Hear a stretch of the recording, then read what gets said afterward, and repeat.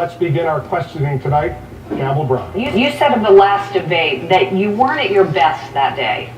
You stumbled on an important question involving illegal immigration, but your opponents are saying that that's really part of a larger pattern with you, that you often avoid taking firm positions on controversial issues.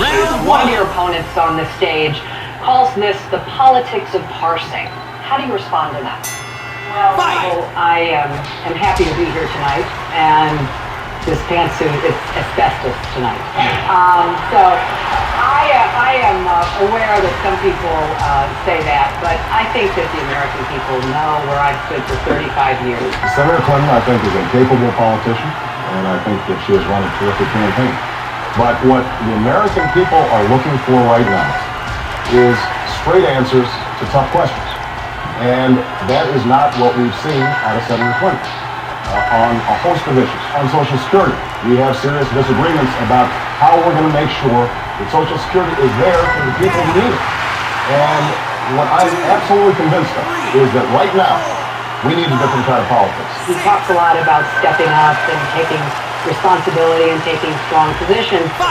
But when it came time to step up and decide whether or not he would support universal health care coverage, he chose not to do that. His plan would leave 15 million Americans out. That's about the population of Nevada, Iowa, South Carolina, and New Hampshire. The only difference between Senator Clinton's health care plan and mine is that she thinks the problem for people without health care is that nobody has forced them to get health care. That's not what I'm seeing around Nevada. What I see are people who would love to have health care. They desperately want it. But the problem is they can't afford it. The most important thing here is to level with the American people.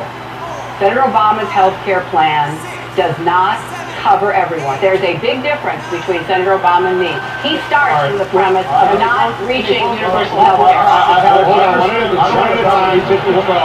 understand, but look, I'm not going to... Senator, we're going to have a lot more time here. Go ahead. I will be very brief on this issue. Hillary states that she wants to mandate health care coverage, but she's not garnishing people's wages to make sure that they have it. All right. She's not. Okay, please. She is. Go ahead, sir. She is not enforcing this mandate, and I don't think that the problem with the American people is that they are not being forced to get health care. The problem is they can't afford it, and that is why my plan provides the mechanism to make sure they can. The issue is whether we can have a president that can restore trust for the American people in the President of the United States. The most important issue is she says she will bring change to Washington while she continues to defend a system that does not work, that is broken, that is rigged, and is corrupted against the interest of most Americans. All right, anything else? Personally Senator Clinton, I'll let you respond. I respect all of my colleagues on this stage, and you know, we're Democrats, and we're trying to nominate the very best person we can to win. And I don't mind taking hits on my record, on issues, but when somebody starts throwing mud, at least we can hope that it's both accurate and not right out of the Republican playbook. Senator Edwards raised health care again. When Senator Edwards ran in 2004, he wasn't for universal health care. I'm glad he is now. But for him to be throwing this mud and making these charges, I think really detracts from what we're trying to do here tonight. I want Senator Biden to weigh in. Senator Biden. No. I want you to weigh in. No. Don't make me speak. I want you to. Go ahead. What do you think, Senator Biden, here's the question. What do you think about this exchange among Democrats? Is that good for the Democrats or is it bad? Hey, look, let's get to it, folks. The American people don't give a darn about any of this stuff that's going on up here. It's absolutely fair for people to learn from their experience and grow and mature and change. There's a difference between that and saying two contrary things at exactly the same time. I mean, for example, just over the course of the last week, Senator Clinton said in Washington that she would vote for the Peru trade deal, and she said in Iowa, talking to union members, that she wanted a moratorium on trade deals. Are you ready to commit absolutely, positively, that you will support the Democratic nominee no matter who that nominee is? No ifs, ands, or buts. Senator Edwards. Is that a planted question? Yes, I plan it. Yes, I absolutely will support the Democratic nominee for president. Some have suggested that your campaign, that your husband are exploiting gender as a political issue during this campaign. What's really going on here? Well, I'm not exploiting anything at all. People are not attacking me because I'm a woman. They're attacking me because I'm a head. And I understand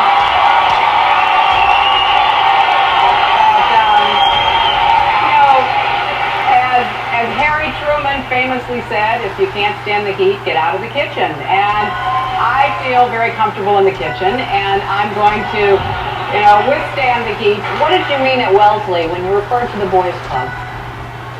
Campbell. Just curious.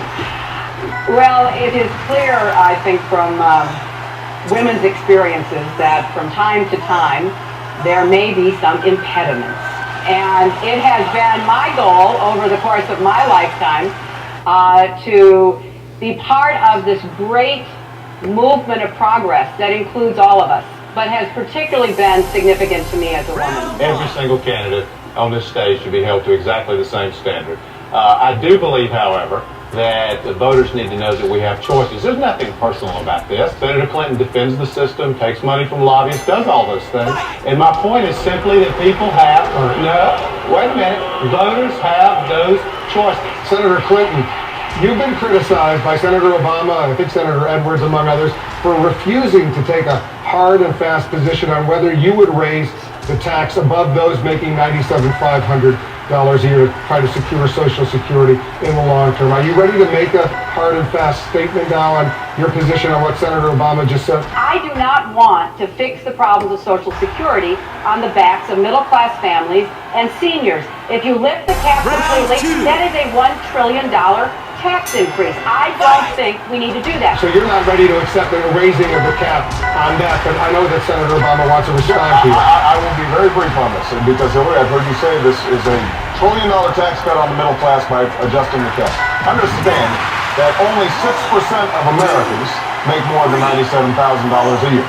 So 6% is not the middle class, it's the upper class. And, this is the kind of thing that I would expect from Mitt Romney or Rudy Giuliani, where we start playing with numbers. We start playing with numbers in order to try to make a point. And we can't do that. No. This is too important. This is too important for us to pretend that we're using numbers like a $1 trillion tax cut instead of responsibly dealing with a problem that Judy asked for, and she said she wants a specific answer, and that's what I provide. But understand, this is the top 6%, and that is not the middle class. Senator?